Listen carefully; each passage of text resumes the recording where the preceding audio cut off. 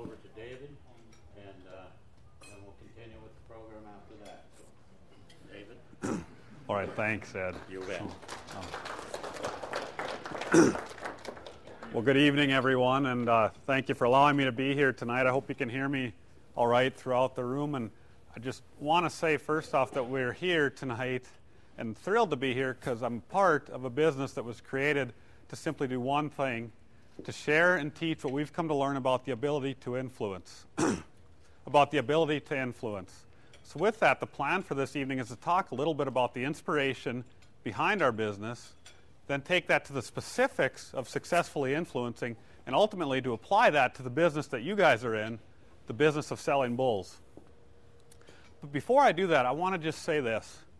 Without a doubt, the ability to successfully communicate influence, to sell others on a product, a service, an idea, a way of thinking, etc., is the gatekeeper between you and successful pursuit of the goals that you have. It doesn't matter whether they're personal or professional. This ability to communicate influence is the key to successfully achieving goals. And despite the significance of that, most of us will not spend even 1 second thinking about or attempting to improve this ability. And worse yet, amidst today's swarm of depersonalizing technology, this skill is being further lost still. And if you happen to count yourself among the legions of people that have never actively sought to improve this skill, you may be thinking that your role in the success of your operation and the success of your selling bulls is confined solely to the daily operational and marketing and production practices that fill so many of your days. And that what happens beyond the fences and gates that mark the boundaries of your ranch is out of your control. But I'm here to offer up that that isn't the case. That isn't the case. And let me share you an example of that. In my day job, amongst a host of other responsibilities, one of the things that I do is buy cash corn, buy millions of bushels of cash corn. And against that setup, I want to share with you an email that I meant to bring up, but I will attempt to recreate it from memory here because I left it back at my table. But an email I received just a few weeks ago from one of our producers. An email said, David, your closest competitor, I don't want to say their name, your closest competitor is offering me $7.10 for 100,000 bushels of corn. But I would rather sell that corn to you. Could you do it for $6.90? 20 cents difference on 100,000 bushels of corn. One of the largest commodities in the world, a commodity that offers no product differentiation whatsoever, that trades in the most liquid markets in the world and is filled with a bounty of market intelligence and insight. Against that backdrop, that following email shouldn't exist. But it does. And the concept behind it, this ability to influence, exists even in the world of commodity trading. It exists in our efforts to sell any product, service, idea, concept, etc. And it certainly exists in the business that you guys are in, the business of selling bulls. So with that in mind, let's move forward with our agenda here tonight. The first thing I want to do is talk about the inspiration behind our business. To do that, I need to roll back a little bit in time. About 12 years ago, I became fascinated by this very concept, by why some people are consistently, perpetually effective at influencing others, but most of us are not. Now that in and of itself is perhaps not outlandishly inspiring, but at the time I happened to be in the daily presence of one of the most successful communicators of influence I've ever encountered, my dad. And in the brevity of our time together this evening, let me just share this one all-encompassing illustration of his ability. Despite spending his entire life on a ranch where the inherent work burden and virtual solitude could have lent itself to near isolation, he was so effective in communicating influence that when he passed away about a decade ago, upwards of 700 people attended his funeral in the middle of small-town North Dakota and a population of less than 100 people. And let me just say also that in studying his ability, it became apparent that it wasn't just his ability, that he was modeling his influence efforts after the greatest influencer of all time, his relationship with Jesus Christ. And certainly we're not here tonight with a theological message by any stretch of the imagination, but let me just say that the Bible, and specifically the ministry of Jesus, is replete with examples and instruction on how we are to communicate influence. And given the success and the growth of Christianity over the last 2 millennia, regardless of your spiritual position, I think it's worth paying notice to what it has to say about how we are to communicate influence. Anyhow, all of that to say simply this. I know 2 things today as I stand before you guys that eluded me some 12 years ago. First, the ability to influence is not an inherent trait destined to escape most of us. It is within reach of anyone. And second, mastering this ability is as simple as learning 5 simple steps that my dad knew, that the Bible teaches, and that we're here to talk about tonight, called the influence process. The influence process. So with that, while the stories from my dad's life are bountiful, they're inspiring, they're meaningful, and they're captured in great degree in the book that we wrote, I don't believe we're here tonight to simply look back at how he lived. I think we're here tonight to look forward with what he knew. And so that's what we're going to do. We're going to talk about the influence process, and we're going to talk about how it applies to the business that you guys are in, the business of selling bulls. So what is the influence process? What is the influence process? First off, it's built on a couple of foundational principles. Number one, that when given a choice, in a situation when given a choice, that people always do what they want. That if you were given a choice, people always do what they want without exception. And the second one is something we call the power of one, the idea that most decisions, no matter how large, no matter how complex, no matter how significant, are ultimately swung on by contemplating just one or at most a few very key details. And as an extension of that most human encounters offer only one prevailing thought when the minds of those involved reflect on it. That no matter how intricate an encounter is, that as time drifts away, when you think back on it, only one prevailing thought or sentiment will emerge on that.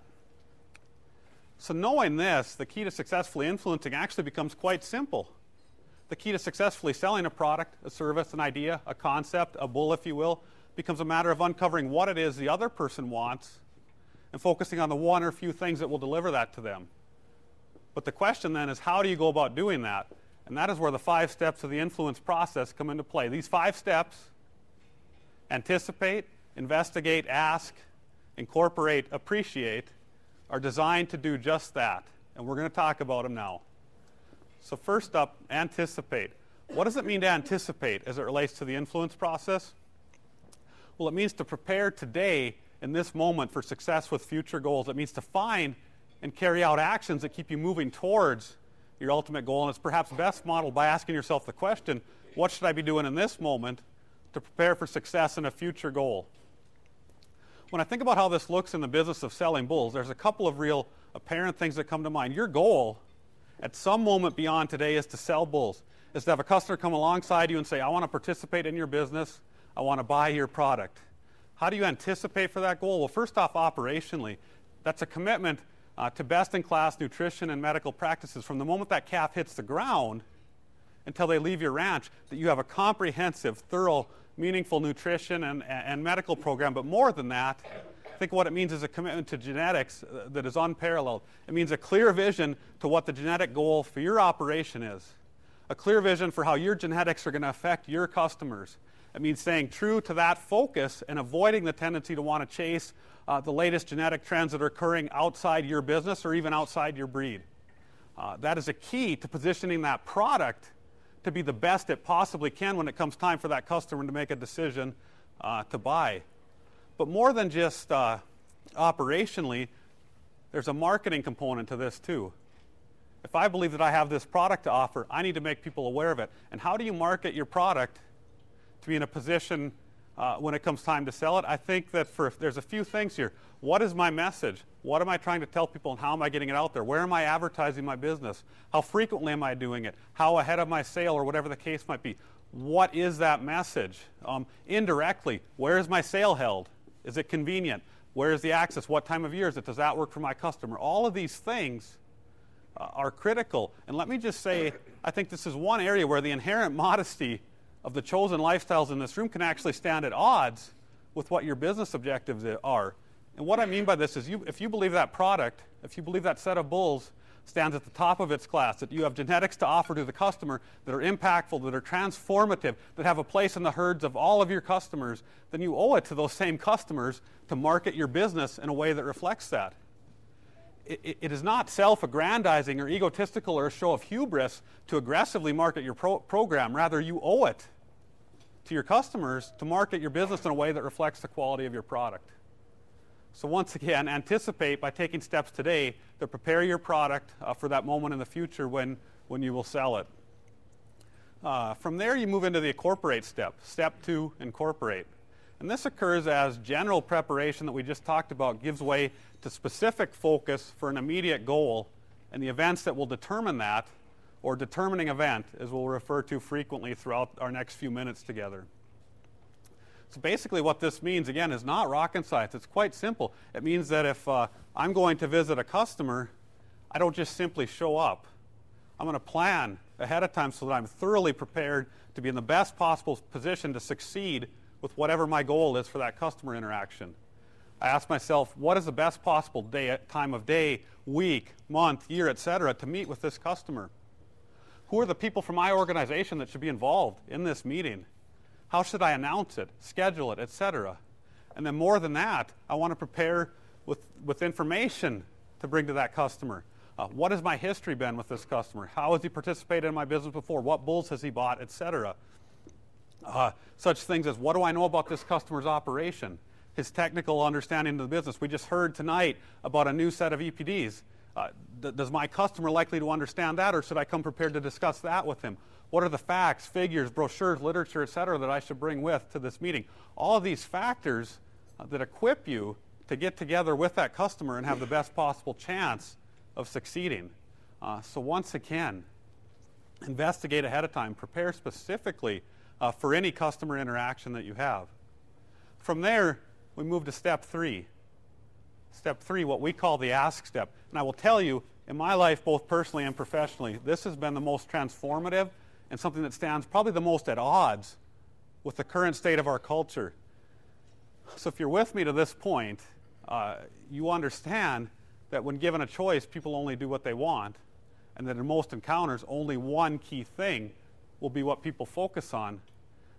But knowing that, how do you fully uncover what this is and allow yourself to focus on it? Well, simply enough, you ask.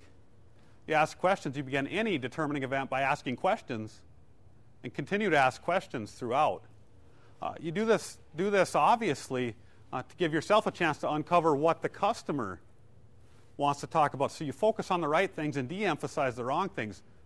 But more importantly than that, you ask questions because one of the most basic things that people want in any situation is to make up their own mind about something. To make up their own mind about something. And if I'm here today to sell you something, and I begin that effort by talking at you uninterrupted, it implies that I'm selling you something because you have failed at what you are currently doing.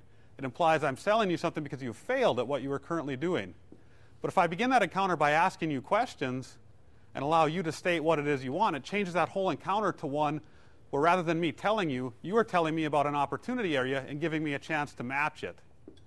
It changes that whole dynamic. So as you think about meeting with that bull customer, don't just simply get in front of him and say, you are not going to believe the genetics we offer this year. This is the most powerful, robust offering of bulls we've ever brought forth. We can't believe everything just clicked here. Everything worked right. There's so many bulls I got to show you. There's so many animals here that could infect your business. That's probably true. That's probably true, but that's not the way to start. Start by asking questions. Ask that customer, how did the bulls you bought last year work out? What did you like about? What were you disappointed about in that offering? Ask them what their biggest operational goal is for the upcoming year. Ask them what genetic needs they have, what amount of herd size they're in the business for, and what they're looking to focus on this year. All of the types of things that help that customer reveal to you what it is they want. So once again, step 3, ask questions. Always begin a determining event by asking questions and continuing to ask questions throughout. And once you've done that, step 4, incorporate, is probably already taking some shape in your mind. It's probably already taking some shape in your mind. Once the other person has revealed what it is they want out of this encounter, deliver your message as a tailored response to that useful information. You incorporate by delivering your message as a tailored response to what it is the other person is telling you that they want. You do this again by focusing only on as few of key details as possible and repeating them often as few as possible. So let's say that I'm in a customer interaction and that customer says to me, what I need is a calving ease bull. I'm here today for a calving ease bull.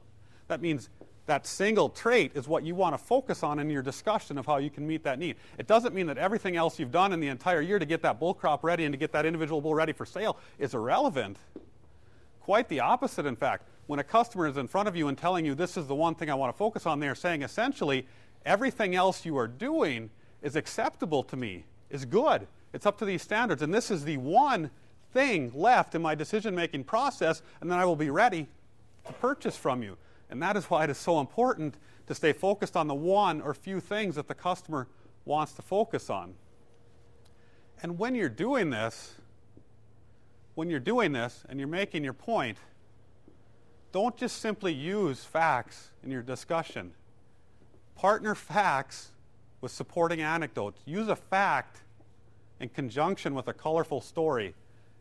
And the reason, again, is one of the quirks of human nature. One of the quirks of human nature is that most of us are moved along in our decision process by facts, but we remember things as pictures when we remember in stories.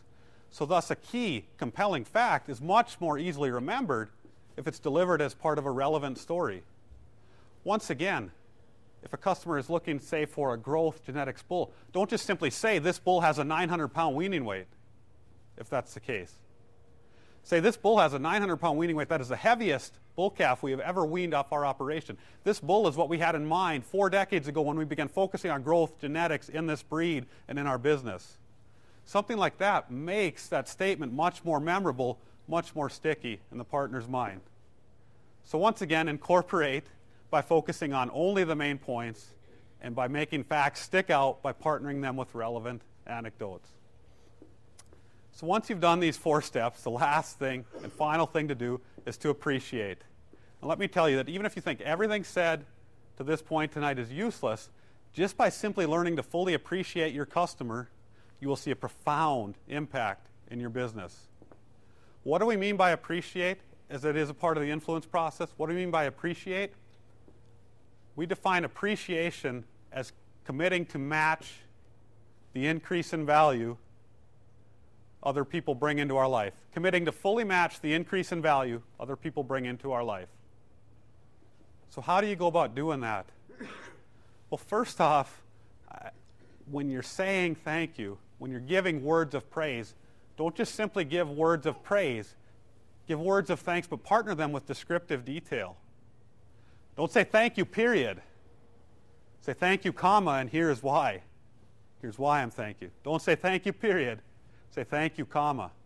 As an example of this, I want to share a story a little bit outside the sphere of bull selling, an organization called Teen Challenge that I think by anyone's standards is one of the most successful dependency and abuse and addiction recovery centers in the country today. And one of the things that they will do is they will have graduates of that program call financial supporters and say, I'm calling to tell you thank you. I'm not calling to ask for money. I'm not even affiliated with the financial development activities of Teen Challenge. I'm calling to say that Teen Challenge was in my life at a fork in the road. Teen Challenge cured me from my addiction, my substance abuse, etc. And I'm a better person today because of what Teen Challenge did. Your donation helped make that happen, and I want you to know that I'm thankful for that. Boy, that is quite a difference from the standard form letter you typically get when you donate to such organizations like that, and it is a great example of thank you, comma, versus thank you, period. But perhaps even more impactful than words of appreciation is actions that show appreciation. Actions that show appreciation can change your entire business, can change your life. And in the business that you guys are in, you have a litany of opportunities that you can bring actions that appreciate your customer into. I want to think about all of the things that go on. Credit program, breeding season guarantee, volume discounts on bulls, freight program, wintering guidelines, and whatnot. These are not all unavoidable technicalities of the line of work that you're in. These are opportunities to show how strongly you value the partners that buy bulls from you and whatnot. And if you happen to think otherwise, let's say that you have a breeding guarantee and a customer has a bull that breaks his leg. If you think of that as a negative, then inherently what you're thinking as you move forward into that situation is, how do I minimize the negative impact of this? But if you think about it in terms of the influence process, then you don't think of most situations as inherently negative or positive. You think of them as opportunities. And if you think of that scenario of a bull breaking his leg as an opportunity, then you're not thinking about how do I minimize the negative, but rather how do I maximize the positive out of this? How do I use this scenario, arguably the worst day, to start out with in the relationship between me and this customer, to show them what their business means to me, to what extent we are willing to go to make that right with them, and to show them how much we value our chance to work together with them. I think that approach will make you certainly stand apart from your competition, will make you stand out, and will pay big dividends. So once again, step 5, appreciate. Commit today to fully and ongoingly matching the increase in value that other people bring into your life. So that's it, the 5 steps of the influence process. Anticipate, prepare today for success and a future goal. And investigate. Intentionally prepare for each determining event along the way of that goal. Ask. Begin any determining event by asking questions and continue to ask questions throughout. Incorporate. Deliver your message as a tailored response to what the other person wants out of this situation, by focusing on as few of details as possible and partnering supporting facts with relevant anecdotes. And finally, appreciate. Commit to fully and ongoingly matching the increase in value other people bring into your life. 5 steps, simple in construct, easy in definition, but requiring uncanny discipline to effectively live out and carry out. But if you think about it, if applied to your business, to your life, to the situations requiring influence, what could the results be? Answering that question is why we exist with this business. To bring the influence process into the unique situations of people around us, and ultimately to see it move through your life in the same way it has ours. So with that in mind, we will be available in not technically the back of the room, the side of the room, I guess, after the event. We would love to have you read one of our books. If you're a part of an organization like such as this, we would love to come speak at it. If you would like the influence process applied specifically in detail to your situation, we'd love to have you come to one of our seminars or one of our classes. But more than that, I just want to use this opportunity to say thanks again. Thanks to Ed for the gracious opportunity to bring me here. Thank you to the North Dakota Gelbvieh Association. And I want to say that we find it uniquely special to bring this message to a group of people that is engaged in the same line of work and in the same lifestyle that my dad was in throughout his entire life of modeling the influence process. So once again, thank you.